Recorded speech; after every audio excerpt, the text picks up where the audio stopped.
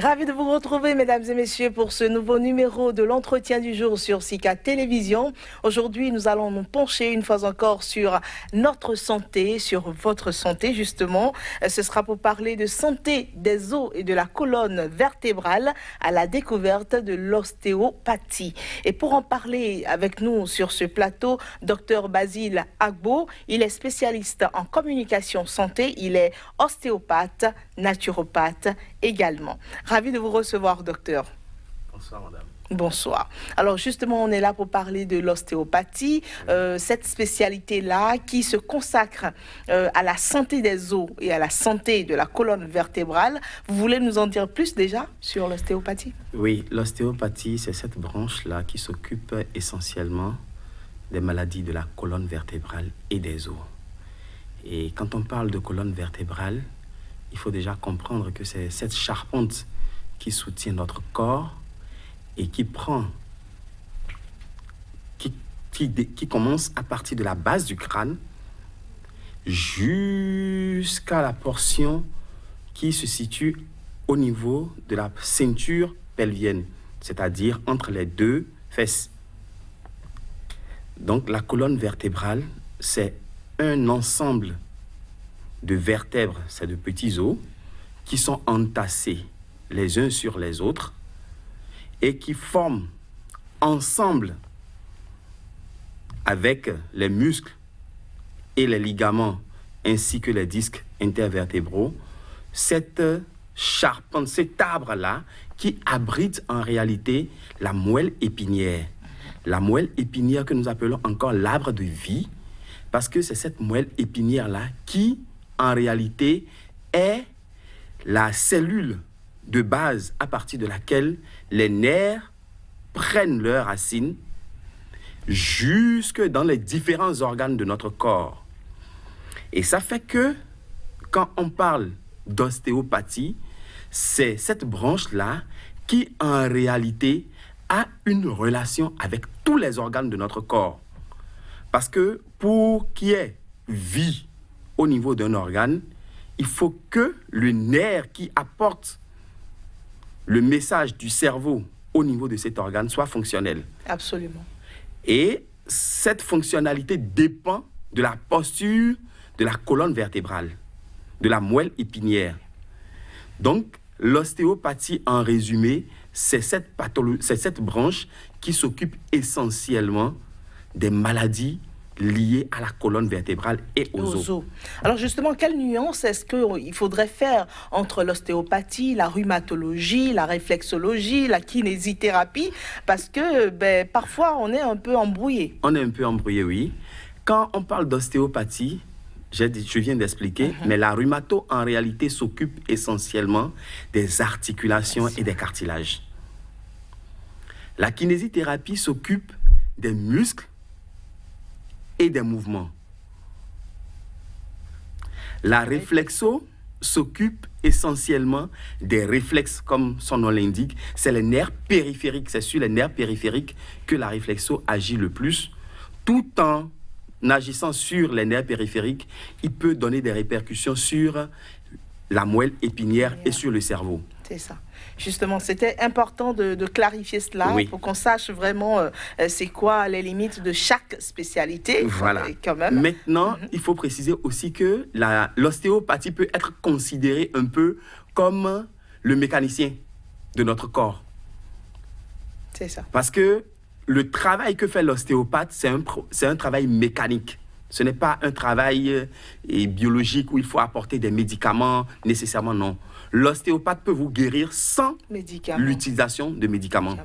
C'est ça. Parce qu'il suffit de résoudre le problème mécanique qui existe au niveau de votre colonne vertébrale, décoincer un nerf, libérer les articulations des disques intervertébraux. Ça se passe par massage ou Oui, comment se fait le décoinçage? Le décoinçage se fait par massage.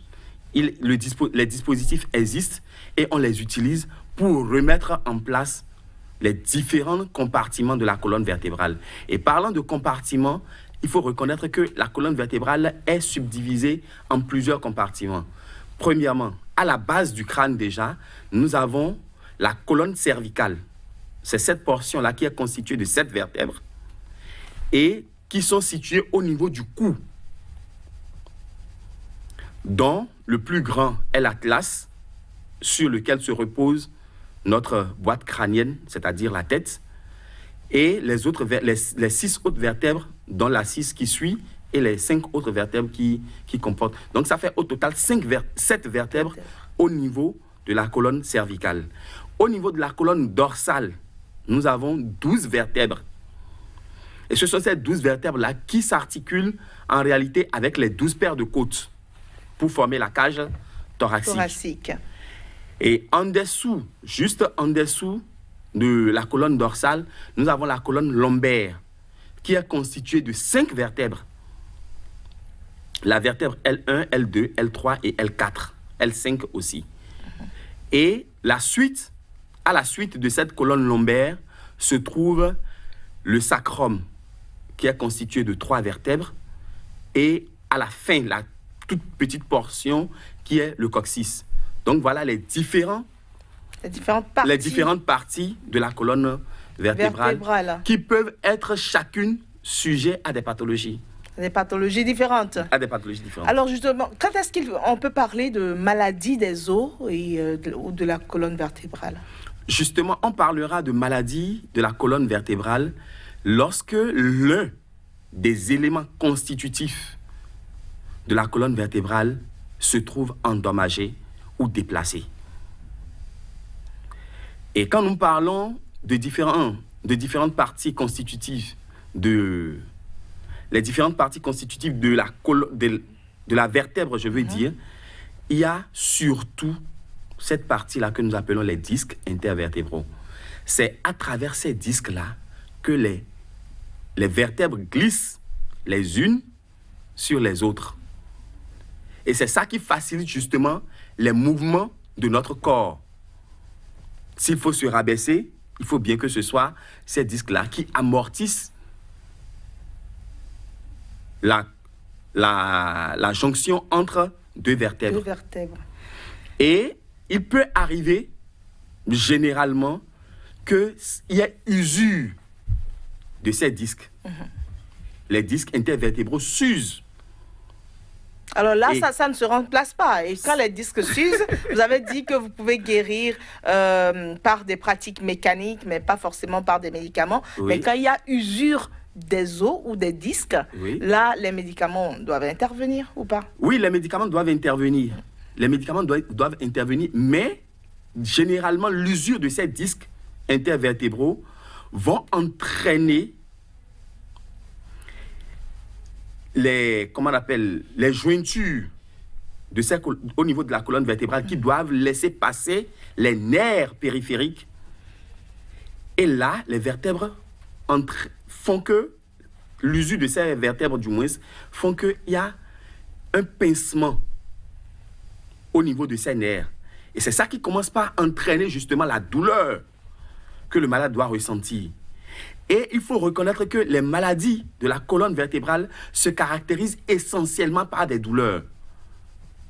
Pour la plupart, parfois, c'est une hypoesthésie, c'est-à-dire une baisse de la sensibilité au niveau de l'organe dont le nerf est coincé au niveau de la colonne vertébrale. Et à partir de ce moment-là, le travail consiste en réalité à libérer le nerf qui est coincé et apporter maintenant les médicaments qu'il faut pour aider ces différents tissus à se reconstituer. Parfait. Alors justement, quelles sont les causes? On ne va pas quand même parler sans toucher les causes qui conduisent à ces différentes maladies-là. Quelles sont les pratiques qui endommagent nos os ou notre colonne vertébrale? Quand j'arrive à cette question, ça me fait un peu rire. Parce que nous sommes nous, on a mal, hein. Vous riez. Oui, ça me fait un peu rire parce que aujourd'hui, nous utilisons très mal notre colonne vertébrale. Et généralement, les maladies de la colonne vertébrale s'observent aujourd'hui plus chez les personnes du 3e âge. C'est-à-dire, c'est à partir ou à l'approche de la retraite que ça commence par se manifester. Pourquoi? Simplement parce que la plupart sont restés assis à travailler dans des bureaux à longueur de temps. Et qu'est-ce qui se passe quand nous restons assis? Parfois, nous n'adoptons pas toujours la bonne posture. Parfois, nous restons trop longtemps assis ou nous restons plus assis que debout ou couchés. Ou parfois, c'est le siège. Ou parfois, c'est le siège qui pose problème, les sièges que nous utilisons, notamment les fauteuils bourrés, qui parfois donnent de très mauvaises postures à notre colonne vertébrale, mais on pense qu'on est dans un confort. C'est faux. D'une part. D'autre part, nous avons l'obésité. Parce que quand la masse corporelle commence par peser trop lourd sur la colonne vertébrale, cela va entraîner l'usure de ces disques. Et d'autre part, nous avons des maladies dégénératives qui peuvent arriver au cours de la vie, telles que la tuberculose osseuse, les cancers et bien d'autres maladies qui peuvent entraîner des douleurs au niveau de la colonne vertébrale. Nous avons les traumatismes, c'est-à-dire un accident de circulation, un choc violent, le port d'un objet trop lourd ou la charge, le port d'une charge trop élevée sur la tête. Je veux parler notamment de nos bonnes dames qui transportent des marchandises sur la tête à longueur de journée et qui marchent sur des kilomètres pour aller vendre. Cela va entraîner un entassement des vertèbres. Sans oublier, à la douche, souvent nous nous abaissons brusquement. On s'abaisse brusquement. Parfois même, vous avez déjà une usure de ces disques-là et il suffit d'un petit mouvement et ça se déclenche. Il suffit d'un faux mouvement mal coordonné et ça déclenche la douleur.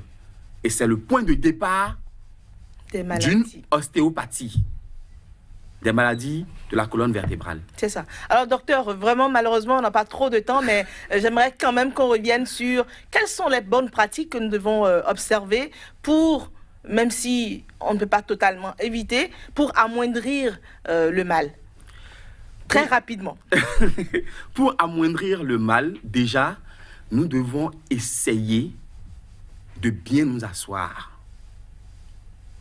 Quand on veut s'asseoir, qu'on soit droit dans notre siège et non courbé comme je le suis.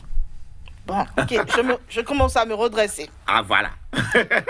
Suivez mon exemple. Il faut adopter une bonne posture pour permettre à la colonne vertébrale de rester droite. D'une part. D'autre part, éviter les mouvements brusques. Éviter la station assise prolongée à longueur de journée. Se coucher sur un plan dur. Pour ceux qui sont malades, l'idéal déjà, c'est de se coucher sur des plans durs ou des matelas durs. Et surtout, dès qu'on constate les premiers signes, essayez de se faire consulter pour qu'on puisse éventuellement poser le diagnostic. Parce qu'il existe beaucoup de maladies dont on peut souffrir au niveau de la colonne vertébrale. Merci. Malheureusement, le temps ne nous suffit pas. Nous y reviendrons plus amplement. Merci beaucoup, docteur Basile Agbo. Je rappelle, vous êtes spécialiste en communication santé. D'ailleurs, vous communiquez très bien sur la santé. Vous êtes ostéopathe et naturopathe également. Avec vous, nous avons abordé la santé des os et de la colonne vertébrale à la découverte de l'ostéopathie. Merci d'avoir accepté de répondre à nos questions. Merci à vous aussi. C'est donc la fin de votre entretien du jour. Merci pour votre aimable attention. Au revoir.